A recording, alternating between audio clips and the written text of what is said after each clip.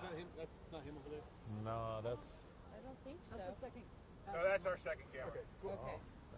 We like two cameras. At this. All right. Okay. You look great. You look great. Well, I don't need to squat. What am I doing? Thinking like, oh, all these people. Tall guy down and back. So what happened? So earlier this afternoon, members of the U.S. Marshals Task Force went to arrest a suspect who was wanted in a King County case for a serious assault and kidnapping charge. When they went to arrest the suspect fired a handgun at the officers and the members of the team. They returned fire. The suspect was injured. Was the suspect over the gas station where this wasn't a chance encounter, right? They were following him or surveilling him from somewhere else? We had information that the suspect was currently at the gas station. We moved in to make the arrest there. The original altercation was at the gas station in which the suspect fired upon the officers in the task force. Then the altercation actually moved over to in front of the Starbucks in the Safeway, where two officers fired, one SPD and one DOC specialist, striking the suspect, and he went down.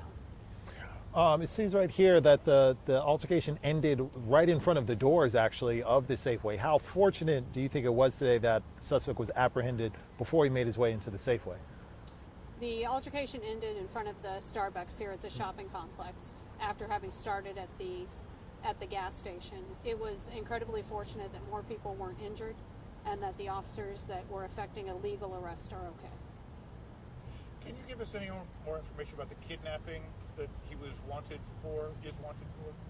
My understanding is it's an underlying kidnapping DV assault charge. Apparently he seriously assaulted in front of witnesses, some of whom actually videoed the assault, a domestic partner or girlfriend at that point, and we had been looking for him with a warrant for that crime. When did that take place? I don't have that Do detail. you know what city it was out of? I just know it was a King County case, I believe. So there's the suspect was armed and you've recovered a gun here at the scene?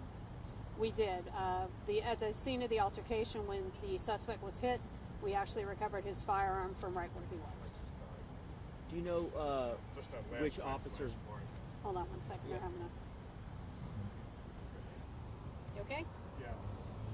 You said two officers fired. Did both officers strike the suspect or just one of them? You know, it's very early in the investigation. The FIT investigation team is here, in addition to members of the Seattle Police Department's OPA and the Office of the Inspector General, all to ensure transparency in the investigation. I don't usually go into any of those details. What I understand is one SPD detective fired and one DOC specialist fired. And the suspect now is in the hospital? The suspect was transported from the scene. He was stable at the time that they left the scene. My understanding is that's still his condition.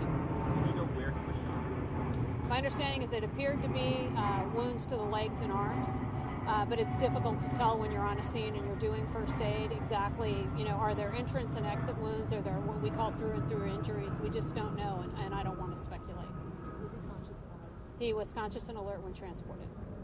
All right, folks, that's about all the time we've got today. Oh, okay. Well, I just have one more question. With this large, crime scene, do you have any idea how long the scene is going to be cordoned off, or the Safeway and the gas station be closed? It'll probably be several hours. All right. Yeah. Thank you. I missed your opening spiel. Can I get that? All right. Quick?